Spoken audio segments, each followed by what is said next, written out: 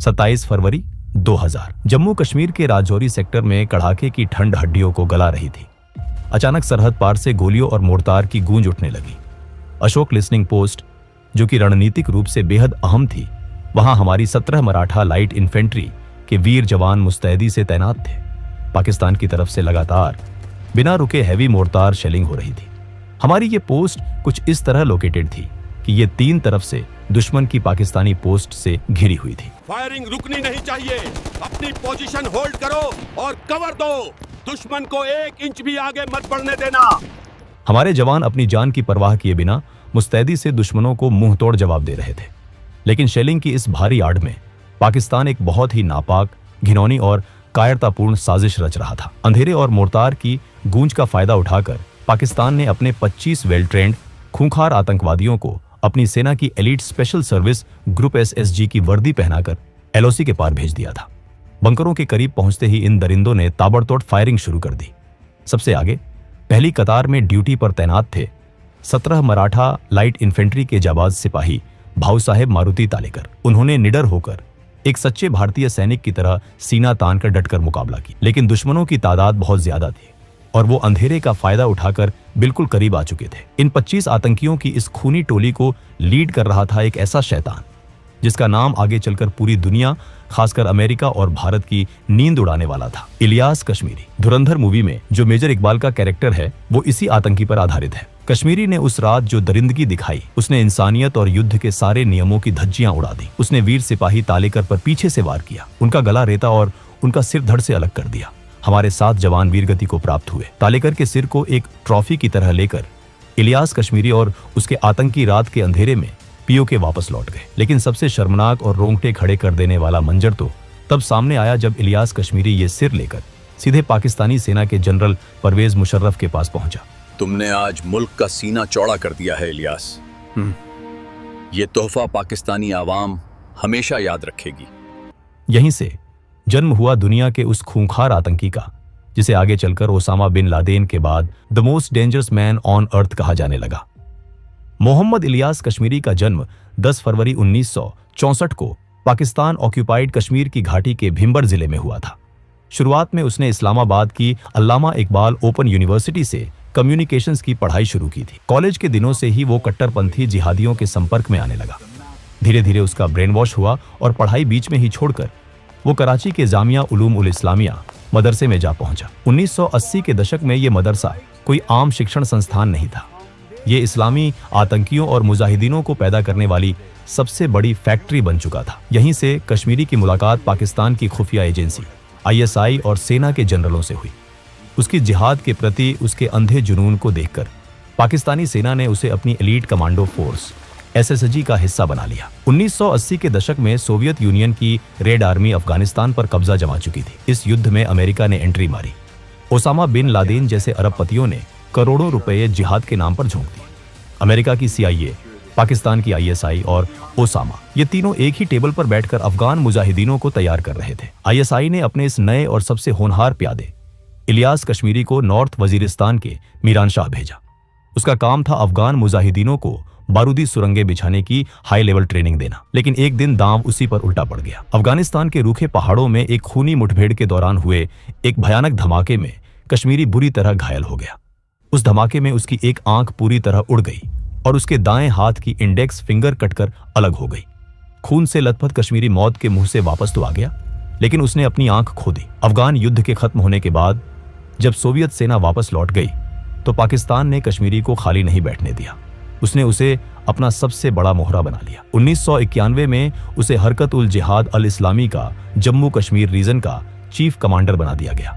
उसने ब्रिगेड 313 नाम की एक खौफनाक और अल्ट्रा सीक्रेट यूनिट बनाई। ये यूनिट इतनी रूथलेस और खतरनाक थी कि आतंकियों के बीच इसमें शामिल होने के लिए बाकायदा फिजिकल और मेंटल टेस्ट होते थे। कश्मीरी ने POK के कोटली इलाके में अपना बेस बनाया और वहां से कश्मीर घाटी में मौत का खेल खेलना शुरू किया। कश्मीर घाटी में आतंकवाद अपने चरम पर था। सीमा पार से लगातार हथियारों और आतंकियों की खेप भेजी जा रही थी। इसी बीच मौलाना मसूद अजहर जैश के आतंकियों और हरकत उल मुजाहिदीन को एकजुट करने के लिए पुर्तगाली पासपोर्ट पर भारत की धरती पर कदम रख चुका था। लेकिन भारतीय सुरक्षा बलों ने इस खूंखार आतंकी को कश्मीर के अनंतनाग से दबोच लिया।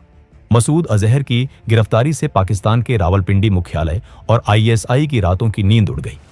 उनका सबसे बड़ा मोहरा भारत की गिरफ्त में था। अपने आका और साथी को छुड़ाने के लिए इलियास कश्मीरी ने एक खौफनाक अंतर्राष्ट्रीय साजिश रची, जिसे नाम दिया गया ऑपरेशन अल हदीद। उसने एक और खूंखार पढ़े लिखे आतंकी उमर सईद शेख के साथ मिलकर दिल्ली से 4 वेस्टर्न टूरिस्ट्स को किडनैप कर लिया। इनमें अमेरिकी और ब्रिटिश नागरिक शामिल थे।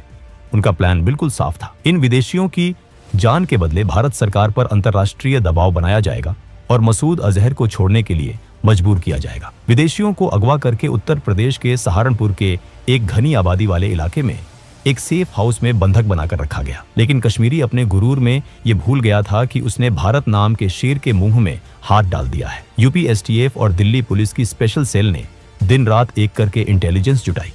उन्होंने जाल बिछाया और सहारनपुर के उस सेफ हाउस पर जोरदार रेड मार दी। दोनों तरफ से भारी फायरिंग हुई। इस एनकाउंटर में उमर सईद शेख को गोलियां लगी। वो लहूलुहान होकर गिर पड़ा और गिरफ्तार हो गया। सभी फॉरेन टूरिस्ट्स को सुरक्षित बिना किसी खरोंच के बचा लिया गया। लेकिन इलियास कश्मीरी बेहद शातिर था। वो उस दिन वहां मौजूद था, लेकिन पुलिस की घेराबंदी को चकमा देकर वो वहां से दुम दबाकर किसी तरह भाग निकलने में कामयाब रहा। भागने के बाद वो शांत नहीं बैठा। साल 1995 में वो अपने एक और खूंखार साथी नसरुल्लाह मंसूर लंगड़ियाल के साथ दोबारा सीमा पार करके कश्मीर के पुंछ इलाके में दाखिल हुआ। वो कोई नई साजिश रचने की फिराक में था। लेकिन इस बार पुंछ में एक चेकपोस्ट पर रूटीन चेकिंग के दौरान सेना को इन दोनों पर शक हुआ। जब पूछताछ की गई और पहचान हुई तो सेना के भी होश उड़ गए। वो और कोई नहीं, ग्लोबल टेररिस्ट इलियास कश्मीरी और लंगड़ियाल थे। भारतीय सेना ने दोनों को दबोच लिया।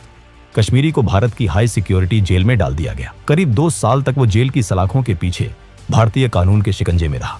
लेकिन भारत के लिए ये एक दुर्भाग्यपूर्ण पल था जब जेल सिस्टम के अंदर बैठे कुछ भ्रष्ट अधिकारियों की मदद से कश्मीरी एक दिन चकमा देकर जेल से फरार हो गया। लंगड़ियाल आज भी कश्मीर की जेल में अपने गुनाहों की सजा काट रहा है। लेकिन कश्मीरी वापस पाकिस्तान पहुंच गया। जब वो पाकिस्तान पहुंचा तो आईएसआई और आतंकी आकाओं ने उसका स्वागत ऐसे किया जैसे कोई बादशाह युद्ध जीतकर लौटा हो। उसे आतंकियों की दुनिया में एक लेजेंड का दर्जा दे दिया गया। 11 सितंबर 2001 को अलकायदा ने अमेरिका के वर्ल्ड ट्रेड सेंटर पर 2 विमान टकरा दिए। अमेरिका पर हुए इस हमले ने पूरी दुनिया की जियोपॉलिटिक्स को हमेशा के लिए बदल कर रख दिया।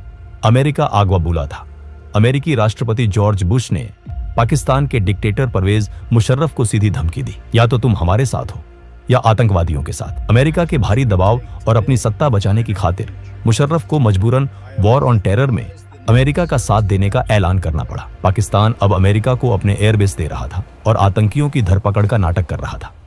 जो सांप पाकिस्तान ने भारत और अफगानिस्तान को डसने के लिए पाले थे, अब वो उसी के गले की फांस बन गए थे। इलियास कश्मीरी, जो हमेशा से अमेरिका और वेस्ट का कट्टर दुश्मन था, मुशर्रफ के इस फैसले से आग बबूला हो गया। उसे लगा कि पाकिस्तानी सेना ने जिहाद के साथ गद्दारी की है। जब 2002 में आईएसआई ने कश्मीरी पर दबाव डाला कि वो अपने इंडिपेंडेंट ऑपरेशंस और अपनी खौफनाक ब्रिगेड 313 को बंद कर दे और सीधे जैश ए मोहम्मद को ज्वाइन करे, कश्मीरी ने साफ इनकार कर दिया। वो किसी और के इशारों पर नाचने वाला मोहरा नहीं बनना चाहता था। दुश्मनी इतनी बढ़ गई कि दिसंबर 2003 में कश्मीरी ने खुद अपने ही आका जनरल परवेज मुशर्रफ को बम से उड़ाने की खौफनाक साजिश रच डाली। असैसिनेशन का यह प्रयास फेल हुआ और तिलमिलाई पाकिस्तानी सेना ने कश्मीरी को गिरफ्तार कर लिया। 4 साल तक उसे पाकिस्तान की जेल में टॉर्चर किया गया। 2007 में जब वो रिहा हुआ तो वो एक बदला हुआ इंसान था।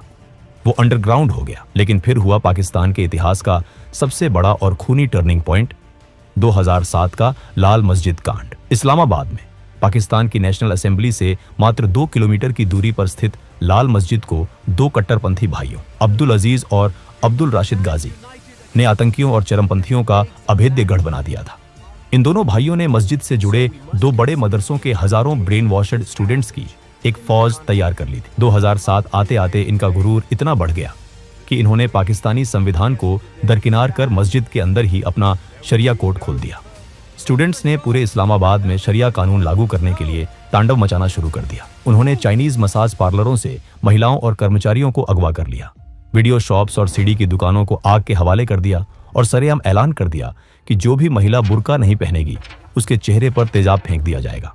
चीन, जो पाकिस्तान का सबसे बड़ा सदाबहार दोस्त था, इस घटना से भड़क गया। चीनी राष्ट्रपति ने पाकिस्तान पर भारी डिप्लोमेटिक दबाव डाला कि उनके नागरिकों को तुरंत छुड़ाया जाए। मजबूरन पाकिस्तानी सेना को अपनी ही राजधानी में अपनी ही मस्जिद पर ऑपरेशन साइलेंस लॉन्च करना पड़ा। 4 जुलाई 2007 को सेना ने मस्जिद को घेर लिया। 10 जुलाई को एसएसजी कमांडोज ने मस्जिद पर धावा बोला। अब्दुल अजीज बुर्का पहनकर औरतों की आड़ में भागते हुए पकड़ा गया, जबकि दूसरा भाई अब्दुल राशिद गाजी सेना की गोलियों से मस्जिद के अंदर ही मारा गया। इस भयानक सैन्य ऑपरेशन में 100 से ज्यादा लोग मारे गए। इस घटना ने इलियास कश्मीरी के अंदर सोए हुए शैतान को पूरी तरह जगा दिया। उसने एक ऐसा कदम उठाया जिसकी उम्मीद आईएसआई ने कभी नहीं की थी। उसने खुलेआम पाकिस्तानी सत्ता के खिलाफ ही जिहाद का ऐलान कर दिया। कश्मीरी अब आईएसआई का मोहरा नहीं था, वो ओसामा बिन लादेन के संपर्क में आ चुका था और अब वो अलकायदा का ग्लोबल कमांडर बन चुका था। अलकायदा से जुड़ने के बाद कश्मीरी की ताकत कई गुना बढ़ गई। उसकी ब्रिगेड 313 में अब सिर्फ हुजी के आतंकी नहीं थे। लाल मस्जिद कांड के बाद पाकिस्तानी सेना से बगावत करने वाले लश्कर-ए-तैयबा, लश्कर-ए-झांगवी और जैश-ए-मोहम्मद के कट्टर आतंकी भी इसमें शामिल हो गए। यहां तक कि पाकिस्तानी सेना और वायुसेना के कई पूर्व अधिकारी भी कश्मीरी के संगठन में भर्ती हो गए। उसने सबसे पहले पाकिस्तान को लहूलुहान किया। 2008 में पाकिस्तान के पूर्व SSG chief general Amir Faisal Alvi की बीच सड़क पर सरेआम हत्या। 2009 में लाहौर में आईएसआई मुख्यालय पर खौफनाक फिदायीन हमला और रावलपिंडी में पाकिस्तानी सेना के सबसे सुरक्षित गढ़ GHQ पर हमला। ये सब कश्मीरी के ही इशारे पर हुए थे। वो पाकिस्तान की सेना को बता रहा था कि उन्होंने गलत आदमी से पंगा ले लिया है। लेकिन इन सब के बीच भारत के खिलाफ उसके नापाक मंसूबे और उसकी नफरत अभी भी उतनी ही जिंदा थी। और फिर आया 26 नवंबर 2008 का वो मनहूस दिन। डेविड कोलमैन हेडली, वो पाकिस्तानी अमेरिकी आतंकी जिसने कई बार मुंबई आकर शहर के चप्पे चप्पे की रेकी की थी। ताज होटल से लेकर नरीमन हाउस तक के नक्शे बनाए थे। वो सिर्फ लश्कर का मोहरा नहीं था। दरअसल डेविड हेडली का सबसे बड़ा और असली हैंडलर इलियास कश्मीरी ही था। हेडली कश्मीरी से वजीरिस्तान के कैंपों में मिलता था और उसी की रणनीतियों पर काम करता था। 26/11 के बाद जब हेडली अमेरिका में FBI के हत्थे चढ़ा तो उसने जांचकर्ताओं को एक चौंकाने वाली बात बताई।